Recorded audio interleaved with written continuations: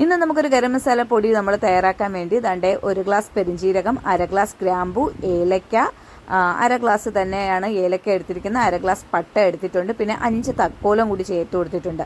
അതാണ് ഈ വറുത്തുകൊണ്ടിരിക്കുന്നത്. കൂടുതൽ ഇൻഗ്രീഡിയൻസ് ഒന്നും വേണ്ട. ഈ ഐറ്റംസ് ഒക്കെ ചേർത്തതിന് ശേഷം ചെറിയ ഫ്ലെയിം ഒന്ന് കുറച്ച് വെച്ച് ഒന്ന് വറുത്തെടുക്കുക. അപ്പോൾ വറുത്തെടുത്ത സാധനം ഉടനെ തന്നെ പ്ലേറ്റിലോട്ട് മാറ്റി കൊടുക്കുക, അല്ലെങ്കിൽ ആ പാനിലിരുന്ന് തന്നെ നമുക്കതൊന്ന് കരിഞ്ഞു പോകും, ഫ്ലേവർ മാറും.